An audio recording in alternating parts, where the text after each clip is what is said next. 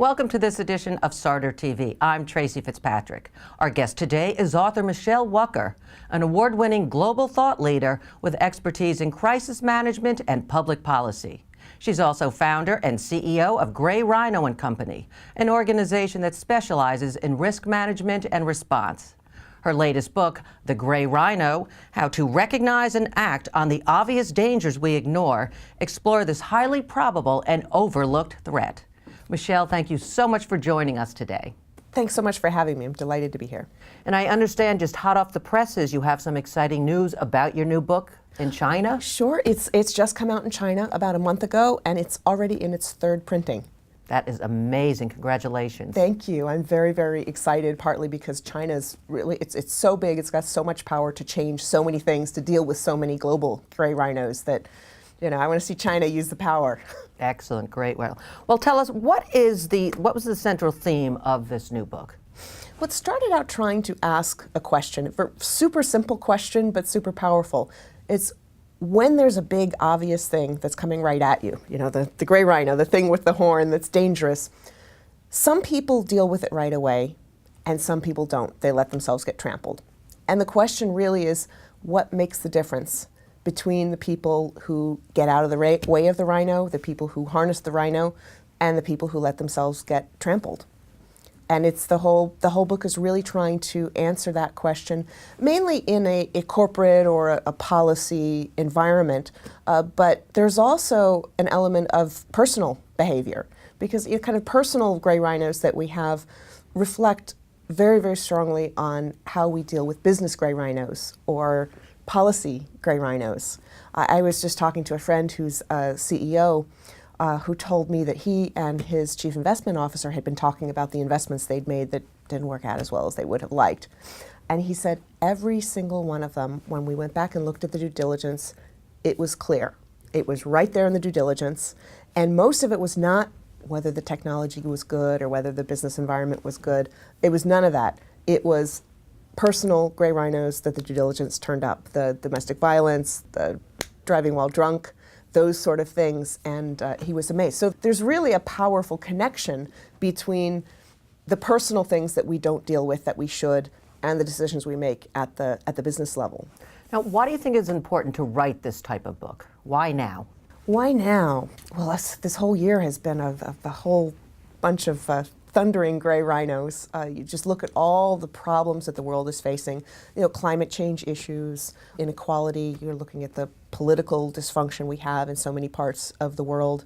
And then you look in the headlines at corporate problems, at auto safety issues, at financial services shenanigans. There's so many things where you look and you read into the story and they say so many unheeded warnings. People just don't pay attention to them.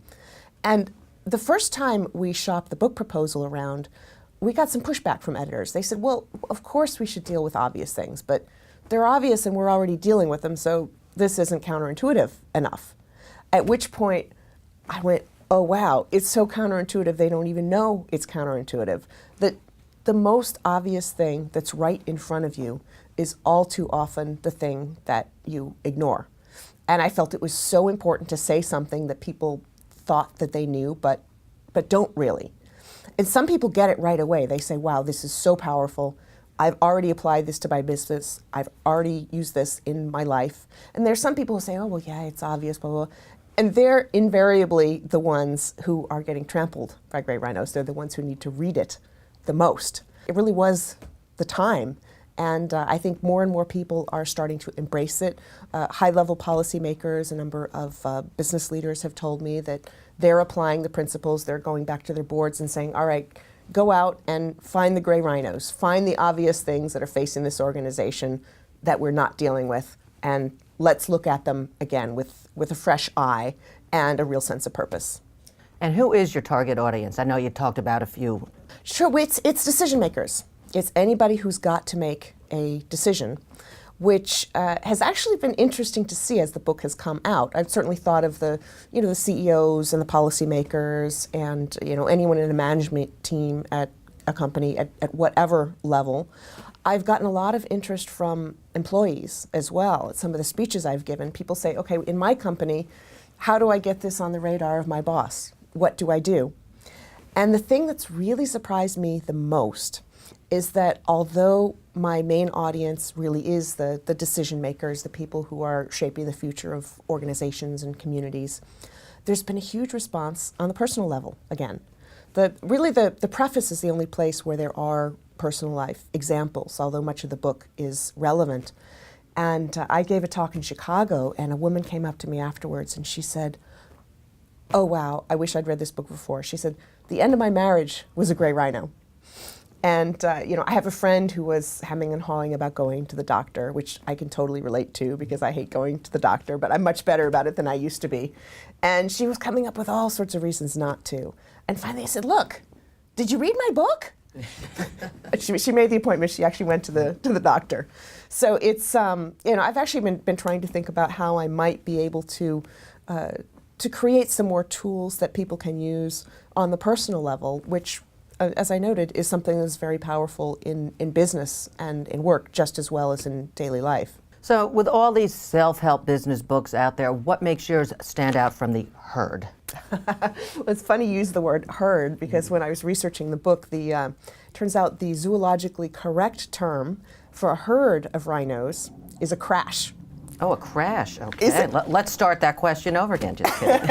I mean, how much more appropriate could that possibly be? There are a lot of them out there, and there's a certain kind of self-book that comes through and says, okay, do this, do that, do that. And it's very detailed, prescriptive. This book is not that. It's 30,000 feet. It's trying to change your mindset. And of course, there's not one cookie-cutter solution because everybody's gray rhino is different. And so I think that's important. And I think the central message is something that really does make it stand out because most people don't take the time to recognize what's in front of them. And in fact, our human nature, the sort of quirks, the little tricks we play on ourselves, prevent us from looking at what's right in front of us. And so having that little reset button allows you to look at something that a lot of other people aren't, that your competitors are probably not looking at, that will help you to get ahead. Okay, in Chapter 1, explain the concept of gray rhino and the origins of its name and how it differs from black swans, which you also touched on in your book. Sure. Well, the gray rhino, I'd been looking for a metaphor. You had this question comparing the Argentine financial collapse in 2001 and Greece's narrow avoiding of a financial collapse in 2012, which was about the time when I was starting to think about it. And I was trying to find a way to tell the story in a more emotional way, because I'm a big policy and finance geek, and I realize that not everybody is as interested in the minutiae of finance. So I was trying to come up with an image, and I was brainstorming with a friend. And I said, "No, it's big. It's coming right at you. It's dangerous, like with a horn." And that's when the rhino popped into my head. And he made a black swan joke, of course, referring to the book by Nassim Nicholas Taleb that says that Europeans didn't know what a black swan was. They couldn't picture it, so it just didn't exist in their sphere of reference. And so, the black swan was something that you couldn't even think about that was going to sideswipe you. And so he said, "Why don't you call it a black rhino?" So I went, ha, ha, ha. But then I thought, wait a minute, there is such a thing as a black rhino. But isn't there also a white rhino? Because I didn't know anything about the rhinos. I maybe saw one when I was in the zoo when I was a little kid. So I went to Wikipedia and looked it up, and that's when I realized that the rhino was even more perfect than I thought, because there are black rhinos and there are white rhinos, but the black ones aren't black and the white ones aren't actually white. They're all gray. Mm-hmm. It's like the most obvious thing about the rhino. Oh, and then it hit you. You're just like, I've got it. It's the most, exactly. It's the most obvious thing, but we call it something else. Mm-hmm. And so that's how the concept came up. Can you share some examples of some looming gray rhinos that we may be ignoring? Sure. Well, and the word ignoring I use in a really a broad sense. Sometimes it's maybe not completely ignoring. Sometimes it's downplaying. Sometimes it's neglecting. There are various degrees, as I talk about in the book. But certainly the first one that almost always comes to mind is climate change. I mean, you look at the weather, you look at this crazy winter this year, and you look at all the evidence of it, and there's still a lot of people who are resisting it. And even the ones who do know that something is coming aren't necessarily doing something about it. You look at inequality. A couple years back, we had Thomas Piketty's bestseller on inequality. It's gotten lots of attention. Lots of people are aware about it, talking about it, but people haven't really done enough about it. And I think that some of the side effects of that inequality are part of the reason of this global wave of populism. So those are two of the most obvious ones, on the policy level. And then, of course, on the corporate level, the 57-cent ignition switch that cost GM, I don't know, it was $7 billion last time I looked and counting. You look at the airbags, you look at the VW emissions scandals. They're the kind of things that should be obvious. Like, safety is really important to your reputation as a car company. Why was it covered up for so long? And I think that's one of the biggest ones facing us. But it's not just the auto industry, it's every single industry. So can you share a case study of a company that ignored the gray rhino in the room? Sure. One of the ones I like to use is really a classic, but it's so good that I cannot go back to it. But you look at Kodak, for example. They invented the digital camera. And they had conversations about it, and they said, look, we don't want this to cannibalize our existing business. So they pushed it aside. And of course, eventually other companies embraced it, and Kodak did catch up for a while, but they really missed the bigger thing, that not only were digital technologies going to disrupt don't take my Kodachrome away, but they really missed the opportunity of where media was going. And of course, Kodak ended up filing for bankruptcy because they were so focused on a threat to an existing business that they didn't see the opportunity in pursuing what was going to come next. And what are some warning signals that policymakers and company leaders should be paying attention to? So they come from lots of places. There's this anti-expert sort of feeling, in the public right now. But experts really do have something to say in a lot of cases. We're also changing the way that we might look for warning signals. We've got so much more information coming in now than we did, that sometimes there's so much of it we don't know what to do with it. Of course, there are a lot of companies and very smart people trying to figure out how to read the tea leaves in the data, in the social media flows of information, in the electronic data that's coming from our cars, from places like that. So really thinking about the data that's around you, and not just recognizing the data, but connecting those warning signals to, okay, what are you going to do about it? Is there an automatic trigger? If this happens, then this is what we're going to do about it. And there's really not nearly enough of that in the world. Okay, what are the 5 stages of the gray rhino? So the gray rhino starts out with denial. That's, it's right there and everybody's looking the other way. It's similar to the classic elephant in the room. Right. But it's different because it's actually much more dynamic. It's coming at you, and I wanted people to realize that they have a choice. The definition of the elephant in the room is it does nothing. Nobody does anything. And I want to say, let's not take that for granted anymore. So denial is when you come up with reasons why something's not a problem. And it's not complete coincidence that the first stage is denial and that there are 5 of them, because when I was thinking about how these crises unfolded, I, of course, thought of denial, and then I thought of Elizabeth Kubler-Ross's book on Death and Denying, the 5 Stages of Grief. So I ran out and got that book. And it didn't have to be 5 stages, but it fit nicely that way. So the second stage is muddling. Muddling is when it's there, you acknowledge it's a problem, but you come up with all sorts of reasons not to do anything about it. The third stage I call diagnosing. You might think about the blaming stage. It's like, okay, if I do this, it'll solve the problem. And that's a really complicated stage because not everybody is always on the same page about what to do. And so getting on the same page about what the problem is and what the solution is, because often you can't come up with a good solution until people actually agree about the problem. The fourth stage is panic. That's the stage when everybody says, we're going to do something. Somebody do something now. And it's a double-edged sword because it's the momentum that you need to make something happen.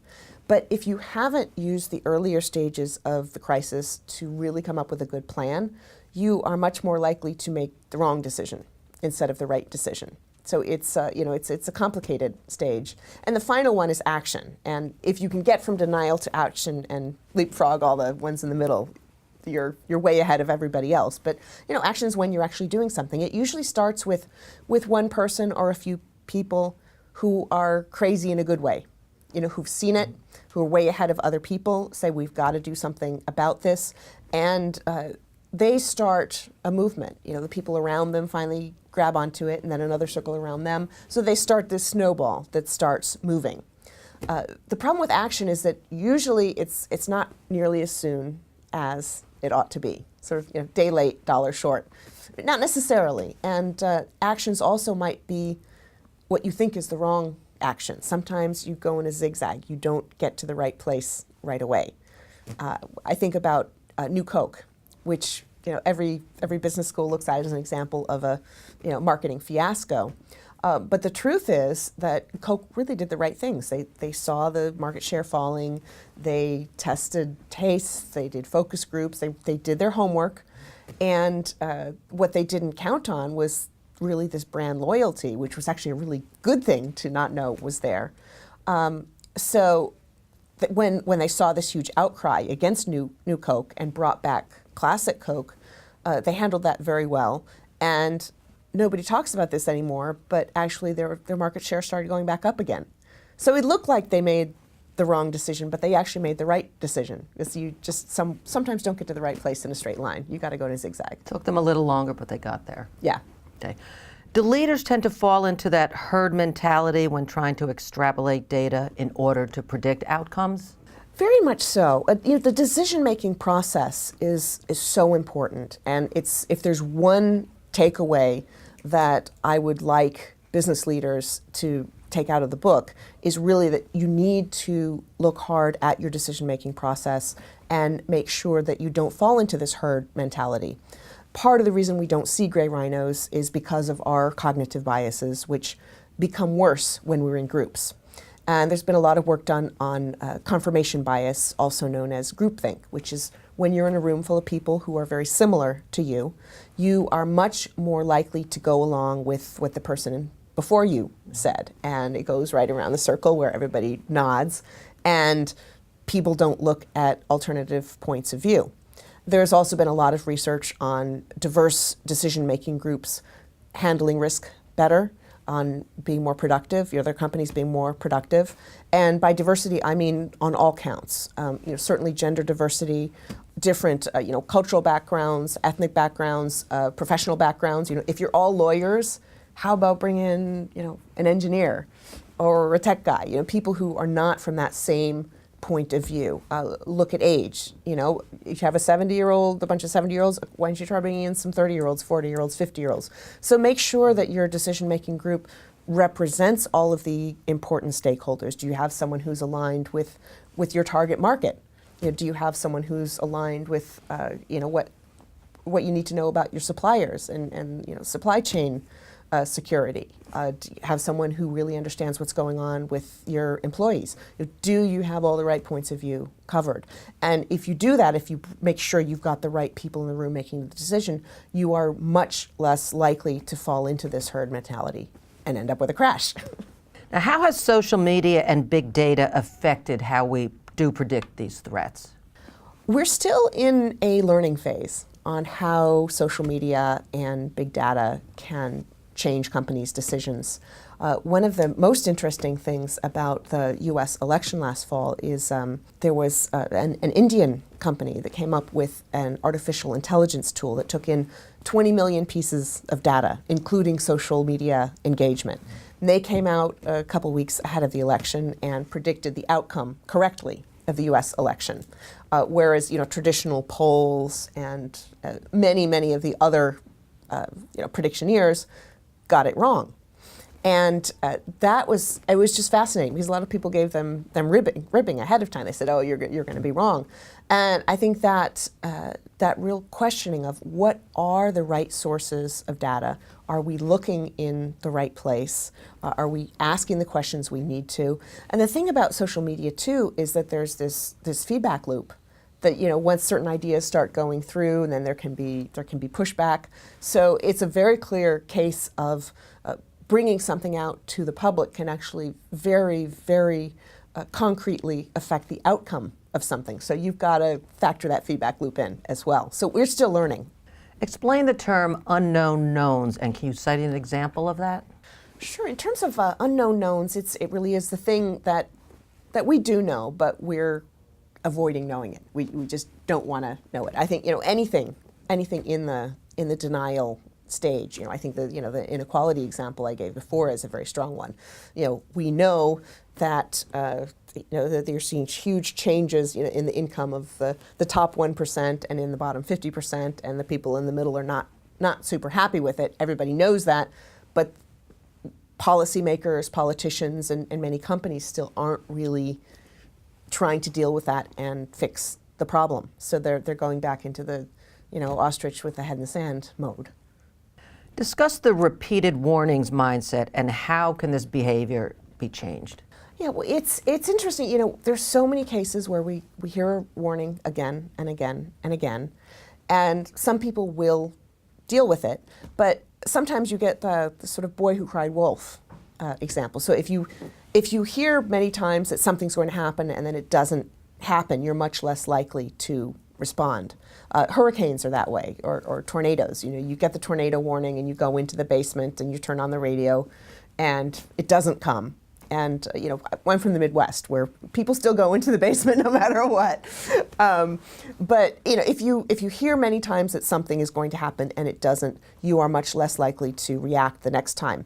I think about New York. There was the Hurricane Irene and then Hurricane Sandy. Hurricane Irene was supposed to be the biggest, baddest thing ever, and it was not. Mm-hmm. And so the next year, you had people who were much less likely to get out of the path of the hurricane and evacuate when they needed to. So this is something that comes up over and over and over again. How can leaders nurture a culture that is open to recognizing these warning signals? And can you share a case study with us about that? So a lot of this goes towards behavioral science, towards a lot of the nudges that help people to change their behavior. It goes back to making sure that you've got the right decision makers in the room. There's one very interesting example. Salesforce actually has a policy that you have to have 30% women in a meeting. And if you don't have 30%, you got to go grab the right person, make sure they're around the table. And that's a way of making sure, first of all, that that women are brought into decision making. That helps the talent acquisition and promotion pipeline, but it also helps to make better decisions because women and men have very different approaches to certain problems, and not every woman is the same, not every man is the same, but you're much more likely to have varied points of view if you've got gender diversity in a room. A lot of the work that's happening on boards is similar, that if you have a majority of either gender, you're going to be much less successful than if you have, say, at least 40% of either gender and in a more representative group. Now, what is manufactured denial, and can you share a case study? Sure. Manufactured denial is when someone knows that a problem's coming and they see it, they want to do something about it, and they have an interest in not solving the problem. And so the tobacco industry, with their efforts to push back against medical science on the impact of tobacco on your lungs and cancer and things like that. Climate change is another huge example. You've got people in the fossil fuels industry who, actually very similarly to Kodak, they see a change coming and they want to extract as much as they can from the old model, and they're missing the new opportunity that's coming forward. I've talked to a lot of people in the Middle East, of all places, and about what keeps them up at night. And a lot of people say it's the obsolescence of oil, and they're making changes there. The United States, I think, is going backwards on that count, but it's really a question of, are you going to hang on to the old version as long as you can and convince other people who don't have the right information at their fingertips that the new thing is not coming? And everybody's really behind because you don't embrace the new technology soon enough. And in the case of fossil fuels, you get huge damage to the environment, and you are propping up legacy companies that, if you're looking at a real, cat fight dog capitalism, are not the ones that should be going forward into the future. What is the virgin risk phenomena, and what role did it play in the financial crisis of 2008? Sure. Well, it's something that we haven't experienced and haven't even thought about experiencing. And I think in the financial crisis, you had a lot of young traders, and it had been quite a long time since there had been a major upset. I mean, you had the tech bubble burst, but you had a lot of people really feeling the sense of invincibility, and just not wanting to consider what could happen to them. So you have things that become virgin risks when the last incidence was so long ago that people think about it as a different era and not applicable to them. So part of the response to that is really be more discerning about what's in front of you. And some of this goes to the black swan argument, is that just be aware that things that you can't consider could happen are more likely than you think. The thing about gray rhinos is that there are things that maybe they happened so far back in history that it's not relevant, but you do have an example of it. And once you're starting to consider something, you've got much better chance to do something about it. How can companies and governments avoid getting caught up in that muddling stage that we talked about earlier? Muddling is such a fascinating stage, and it's the part of the book that surprised me the most. When I started writing the book, I came to it from a sovereign risk, capital markets, credit point of view, and was looking at what's happening with the euro and saying, hey, they need to make bigger changes right away. And while I was doing interviews throughout the course of the book, I talked to a lot of Europeans who came up with actually some quite compelling arguments as to why it made sense to go slowly, to muddle along rather than make big changes right away. And so I ended up with a much more nuanced view of muddling than I had before. I think if you have the opportunity to move forward, if you've got political will, if you've got resources, if you've got the prerequisites that will ensure that your policy solution will help, you should go ahead. But if you don't have all of those things, in some cases you have to take a step back and take little tiny steps towards where you need to go. In the global economy and in finance, there was a lot of debate over the shock therapies that were used in Eastern Europe and in Latin America.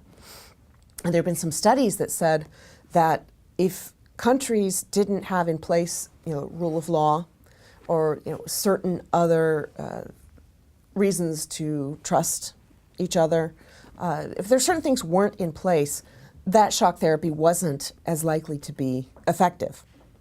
So you can muddle if you've got a good argument for what needs to happen first. But if you want to muddle responsibly, you need to be moving towards a place where you can make bigger changes. In most cases, muddling really is just a case of kicking the can down the road and leaving it for someone else. Politicians do it all the time, of course, because they're hoping that the problem explodes on somebody else's watch and people will forget their role in it.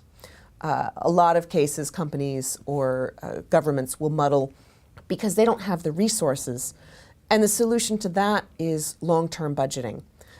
They get caught in this vicious circle where they're spending way more than they should to, fix a bridge that collapses or to deal with a weather disaster that they hadn't put in place preventative measures to make the city more resilient.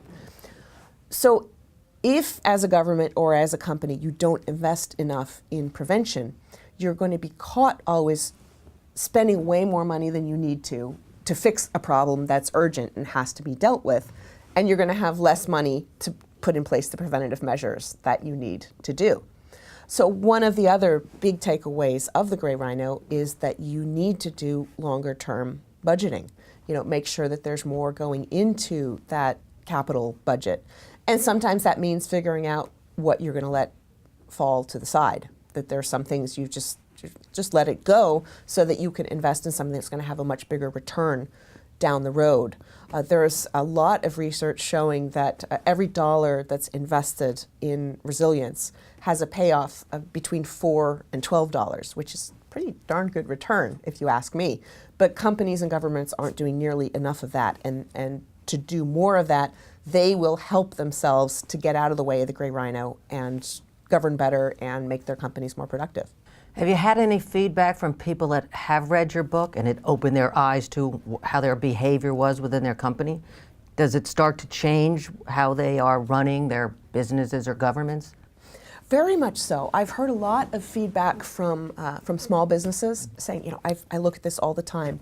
There was an email I got from someone I'd done a workshop with. It was a trade association. And I took them through the 5 stages and really taught them how to apply the framework. And she said she'd taken that back to her company in London. This was spring of 2016. And one of the Gray Rhinos that they came up with was the possibility of a Brexit vote. So when the Brexit vote happened, we weren't happy about it, but we had a strategy. We had a plan to deal with it. So we were ahead of other people, and we apply the Gray Rhino to everything we do going forward. And that made me feel really good. That's wonderful. And it's in policy circles there was a speech that the governor of the Central Bank of the Philippines gave last year, entitled the speech, Black Swans and Gray Rhinos. So the term is really circulating up to the levels of people who are making the decisions at companies and on policy levels. So my goal is really for everyone who makes a big decision that affects other people to just ask themselves regularly, what's my Gray Rhino, and how am I doing dealing with it? And how could I deal with it better? What am I not doing that I should? What am I doing that I shouldn't? And can you elaborate on how timing and incentives play an important role in removing these obstacles to get out of the way of disaster? Sure. Timing is one of the most discussed elements of Gray Rhino. That it's talked about in the book a little bit involving Japan. Japan's debt situation. A very, very high debt to GDP ratio, and for many years, investors were making what they called the widowmaker trade. They were betting that Japan was going to go under, and sometimes you bet that something's going to happen. You've got to have a lot of capital behind you to be able to ride it out if it doesn't happen when you think it's going to. Also the subprime crisis. Some of the people who saw that coming at one point were underwater. Tens of millions of dollars waiting for that to happen. So timing is really incredibly important. And just because something doesn't happen when you say it might, doesn't mean that it's not going to. And I think it's important to keep to really keep your eye on the underlying dynamics and what's going to happen. As far as incentives, there's so many structural obstacles to dealing with things. For politicians in particular, if they make a hard decision that is good for their community in the long run, but people are upset with the short-term impact, they're going to get kicked out of office. And that's a really tough thing. I think term limits would make a difference in that. If people are not counting on being in office for years and years and years and years. Or looking back to Argentina, which was one of the examples that inspired the book, about 9 months before Argentina collapsed in 2001, there was a proposal that went around Wall Street for a voluntary write-down, voluntary quote unquote. Nobody would have been super happy to volunteer, but Argentina didn't want to do it, and the banks didn't want to do it for several reasons, but part of that had to do with how they had their Argentinian debt reflected on their books. That it wasn't marked to market. So even though it was trading at considerably below face value, on their books, it was at 100%. So they would have to write down significantly more than people who were trading it day to day were. So that that structure behind marking things to market and reflecting the true value is one example of an incentive, a structural obstacle to making the right decision.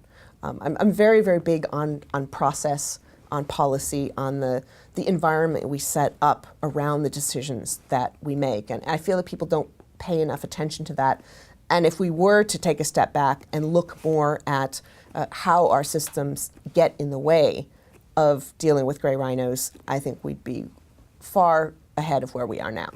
In your book, you state that the easiest gray rhino to identify is an inconvenient truth. So explain what you mean by that and share an example. Well, and an inconvenient truth, well, climate change obviously is the biggest example, but it's something that we know we need to deal with that we just don't want to. And I think on a certain level, inconvenient truths are one of the reasons that some people resist looking at their gray rhinos, because they don't want to. They want to come up with excuses for not dealing with something. So those are the easy ones to recognize. They're the hardest ones to deal with. And in those cases, I think that it's really a psychological strategy to deal with them. Whenever there is a big public event or a public story or an image that helps to convey how important something is, people who are trying to solve the problem should make sure that that story gets out there. But it's not easy at all. Inequality, I think, is another one. You look at the possible solutions to it, and any solution is going to make a lot of people very unhappy. And there are a lot of leaders throughout history who have had to make this choice. Am I going to do the right thing and Joan of Arc get burned at the stake? Am I going to destroy my legacy? But you look in hindsight, and there actually are leaders who made a very difficult decision. You look at the first George Bush presidency, when he actually raised taxes, despite his campaign promise. And looking at the numbers, it was clear that that's what he needed to do to get the deficit back on track. And he lost the chance at a second term because of that. But in hindsight, he's looking better and better. He's been recognized for doing the right thing, I think very much in an inconvenient truth situation. And I'd like to see more and more leaders who can do that kind of thing. And I would love to have us recognize them better, have a better regular way to draw attention to people who made a really hard decision, and make sure that they get their due for it, because most people don't get the right credit for doing the right thing. And that seems to only happen in time, hindsight, looking back. Well, it's interesting. Yeah, they get the credit. They get the credit in hindsight. I think that there probably are a lot of people who do think that it was the right thing to do. Going back to Argentina, again, I wrote about that proposal to write down the debt. And I got, the phone was just ringing off the hook with emerging markets bankers who were saying, we agree, this is what needs to happen, but we can't say it in public or we're going to be fired. And I think that was a very clear example where everybody knew what needed to happen. What is an unidentified rhino, and what effect does it have on an organization? So an unidentified rhino is a term I came up with to deal with some of the things where I just didn't know how to put my hands or head around it. On my book tour last year, I got asked a lot about a particular asteroid that people thought was going to hit the Earth at some point. Or I got asked about there's a giant Cascadian fault line on the West Coast that could, in 30 years, in 100 years, who knows when, could cause a big earthquake far worse than anything we've seen before. Some of these things there's so many uncertainties that it really is hard to understand. It's really hard to figure out what the right thing is to do. And to be honest, if a giant asteroid hits Earth and we all blow up, well, in that case, you really can't do anything about it. So, why worry about it? But I think there are many, many common situations where people say, oh, there's nothing I can do, when they actually could do a lot about it. These situations where there really is nothing to do are, in my view, very, very rare, much more rare than the obvious things that are in front of us that we can do something about. Okay, so can you share some strategies of what you can do with this unidentified rhino that could work? Well, with an unidentified rhino, there, in many cases, aren't a lot of things that you could do. I mean, with the Cascadian fault, you could not move to Seattle, but I have friends who love Seattle, and they've made that choice. So some of the approach to these things is a really thoughtful approach to risk and to probabilities. What's the amount of risk that you're really willing to deal with? For the asteroid, there really is nothing you can do. There are other situations where you really don't know the parameters. In those cases, there's not a lot you can do. But being more active in questioning when it is that you can deal with something, even if it's the tiniest little drop of sand, that's the time when people can really make a big difference. People need to think more about how they, as an individual, can affect a much bigger problem and feel much more empowered than they do right now. How can organizations and governments protect themselves from getting into that panic mode? The way that the governments and organizations can stay away from the panic mode is, I think, to manage expectations ahead of time. But to manage it in both directions, because sometimes it's a good thing if you've got panic. If you've got a plan in place, if there's something that you can do to make people feel a sense of urgency, do it. Do everything that you can. And see if there's a way to make people feel that something is urgent earlier on. Will help get you out of a situation where you're making decisions, the wrong decisions at the last minute. So put a plan in place. Know what you need to do, and then find ways.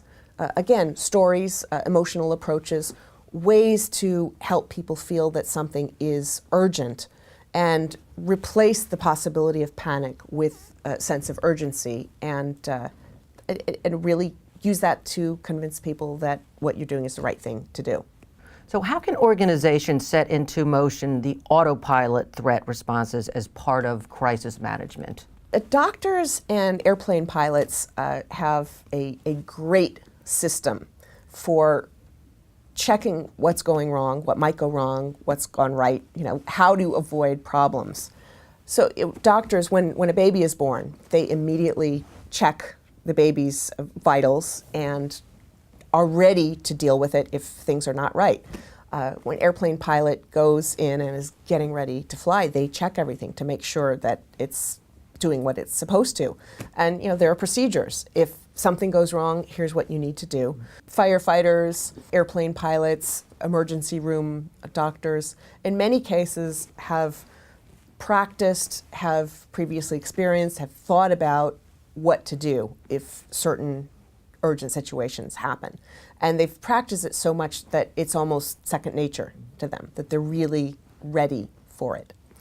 And a lot of companies could do a lot more, particularly on the safety side. You look at auto companies, and if there is a possibility that this 57-cent ignition switch is going to cause major problems, let's stop. Let's step back. What can we do? Let's do a better, more rigorous cost-benefit analysis of fixing the problem, of recalling the cars, recalling the product. So the more of these procedures you have in place, sequences of things, the less likely you are to fall victim to panic and do whatever pops into your head, which is probably going to be the wrong thing. So that's what a lot of risk managers are for. They're thinking about, okay, what could go wrong and what do we do? What's the plan in place for when things go wrong? And they create a sense of urgency ahead of time because that's what they do, so that when the real crisis is upon them, you've got some people who've rehearsed what needs to happen, who've thought about it, who've got a checklist that they can rely on and help to guide other people through the crisis.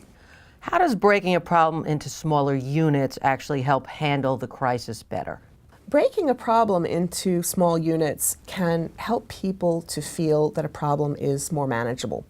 One of the reasons that people don't deal with things is something called learned helplessness.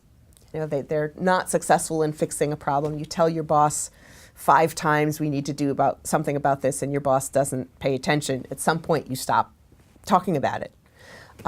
So breaking something into small pieces means every piece is much more manageable. You feel it's something that you can do. It's not something that's so big that there's nothing you can do about it. So instead of thinking, I'm going to solve climate change and the climate crisis, say, I'm going to flip off the light switch. I'm going to conserve water. I'm going to take public transportation. Just little tiny daily habits add up so quickly. I have a friend who is right now actually doing this amazing distance run to draw attention to global water shortages and the water scarcity crisis. And she's one person who's doing this crazy set of marathons. This year it's 6 rivers on 6 continents in 6 weeks. And it's 40 marathons because the global supply of water is going to be 40% less than demand.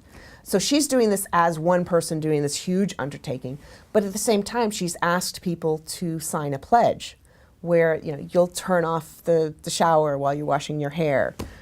Thing I'm doing is giving up chocolate, which is not easy. Oh, I could never do that. Okay. It's crazy. You have no idea how water intensive chocolate is. And I had already done a bunch of the other things on the list, so I had to, because I want to support my friend. But the important thing about this run for water is that she sent a message that every single person can do something small, and together we can save 1 billion liters of water. Each person doing a tiny thing can have a huge impact. And that's something that a lot of people don't think about enough. I have a friend I used to argue with all the time about climate change. He'd say, I'm not going to give up my SUV because they're building a new coal plant in China every day. I'm like, well, so why does what somebody else is doing have anything to do with the decisions that you make to solve a problem? So people can get beyond this learned helplessness and feel that they do have more power to affect the problems that they're facing. That's what we need to see. And many of us just justify what we're doing, like you said, your friend did. That's another issue to get over, right? Absolutely. So you say a crisis is a terrible thing to waste. What does that mean for an organization? So for an organization, a crisis is really an opportunity. There's so many places where you hear people say, well, this is the way we've always done it, so we're going to keep doing it that way. A crisis is a way to shake that up and stop doing what you've always been doing and think about a better way to do it. My favorite example of this is Chicago, actually, in the Great Fire.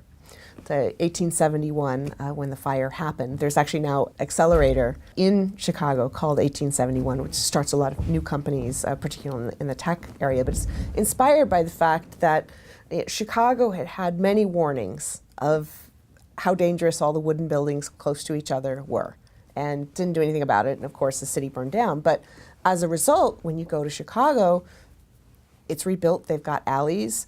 Unlike New York, you don't go out in the street and it's, piles of garbage everywhere. So they were able to take this disaster and think, okay, if we were doing things from scratch and knowing what we know now, what we might have done better or differently when we started out, how do we do this now that we know more than we did before? And Chicago did a great thing with that after the Great Fire. And for many companies, there's similar opportunities. How can policymakers and business leaders lower the risks of being trampled? The most important thing you can do to lower the risk of being trampled is to regularly take a step back. Say, what's my gray rhino? What is the biggest obvious thing that is not getting attention? And it might be more than one, but what's at the top of your list of things that you know that you need to deal with that you aren't? And that step back really allows you to give a fresh eye to the problems that you're facing and think about new ways to create a sense of urgency. One of the reasons that we don't deal with obvious things is we've got mechanisms to drown them out. When I was a kid, my family lived close to a train track. And at first, every time that train went through, it was, just so frustrating. We would hear every single train that went through. But after a couple of weeks, we actually learned to tune it out. And we do tune out the obvious things, which is why we need to make the conscious effort to look at them with fresh eyes, to bring in outside views, to get other people to help us to look at things with a new perspective, and to really reaffirm our commitment to solving those problems. Can you explain the metaspace economy that's being shaped by millennials now? The metaspace economy is a concept that the firm The Future Hunters came up with. And it's talking about how our ideas of space as related to work are changing completely. There's information that's in the cloud. We might not be working from the same place. Even the whole world is changing in terms of what we think of as close or far, and really changing our notions not just of space but also of time. What do you do at this point in your career? What's your relationship to people who are there?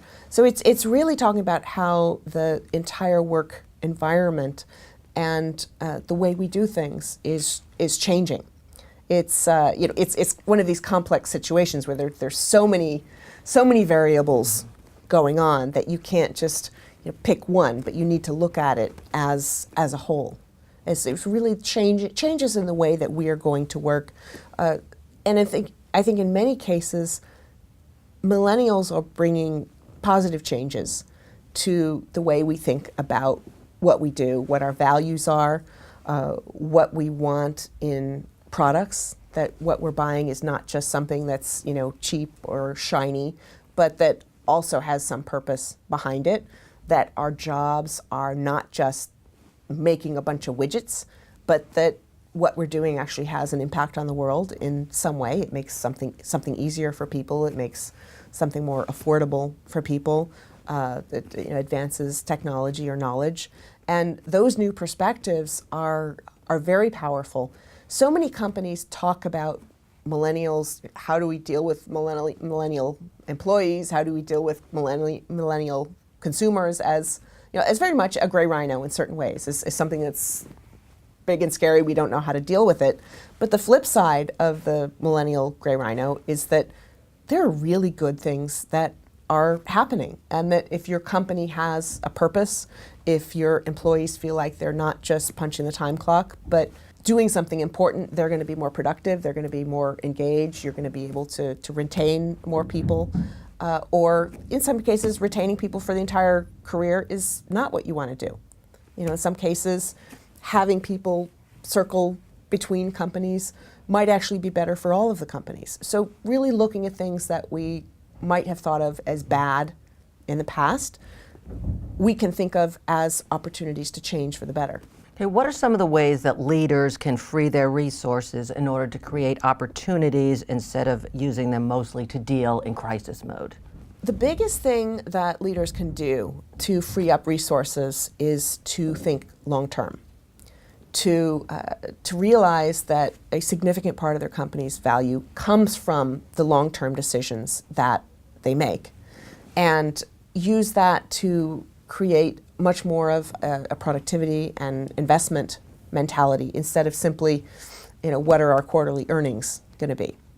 I've seen a lot of discussions, some of them are mentioned in the book, about how companies could encourage investors to take longer term views and to allow companies to allocate their resources differently. There aren't any good solutions to that, but the fact that companies are pushing that direction, I think for private companies, it's often much easier to make those longer term decisions than for companies that see their prices going up every single day or down in the stock market. So really adopting a long-term perspective, thinking about spending not just as spending, but as investment, and thinking about the core values that propel the company towards the future can make it a lot easier to decide what you're going to continue to do and what you're not. Because jettisoning things that deserve to be trampled is part of making good decisions about allocating resources. What is a meta rhino, and what are going to be the most challenging things about meta rhinos in the future? So a meta rhino is a systemic or structural problem that creates other much clearer gray rhinos. So for example, board diversity, decision-making processes. If your company's decision-making process is bad, you are going to end up with all sorts of other problems. Falling earnings, products that are introduced that were quite ill-considered, human resources problems, safety, lawsuits. Many of those things that happen in the day-to-day business happen because employees feel constrained, that they're not allowed to do things in a better way. And that comes from the very top. So a huge corporate Meadow Rhino really is decision-making, how they make the decisions that they do. For countries, for other areas, certainly political systems. How do you help politicians to think in longer terms? How do you help people to feel that their voice is being heard earlier on so that they don't come up with a protest vote? How do you address the polarization in the political system and a dysfunctional legislative body? And those are more technical, wonky policy questions. But without those, how do you get a functioning budget? How do you come up with a good foreign policy? How do you make sure that your government operates properly? And so it's systemic thinking. So thinking of a Meadow Rhino is really thinking about all the things that create a crash of other rhinos. Can you share an example of how you've personally and professionally confronted the gray rhinos in your life? People ask me a lot about my own gray rhinos, and it's often hard to talk about your own ones. But there's one I use it as an example in the book, which is, I think, a very, very common one. Everybody has their own day-to-day gray rhinos that they're little ones, but they're hugely impactful. And I have celiac disease, which causes all sorts of dental problems. And so for years, before I got the diagnosis, every time the dentist says, come in 6 months, you're like, it's 7 months, 8 months, 9 months a year. Every single person I have ever talked to has trouble going to the dentist when they're supposed to. And so that happened, and the problems caused by the celiac disease made that even more urgent. So I had 2 gum surgeries. And after the gum surgeries, I go into the dentist, get my cleaning. Before I leave, I schedule the next one 3 months out, like clockwork. But it took having this horrible, horrible, painful experience to do something that was actually so simple. And it speaks to the power of daily habits in preventing some of the obvious things that are really, really simple to avoid. And the dentist example is equally relevant to quitting eating cheeseburgers all the time. Eat a few more salads. Do some more things with your health that aren't huge changes, but that will have a huge impact on your quality of life. Well, Michele Wucker, thank you so much for joining us today to talk about your fascinating new book. Good luck with it. Thank you so much. And that does it for this edition of Sartor TV. We hope you enjoyed and learned something new today. Until next time, I'm Tracy Fitzpatrick. Thanks for watching.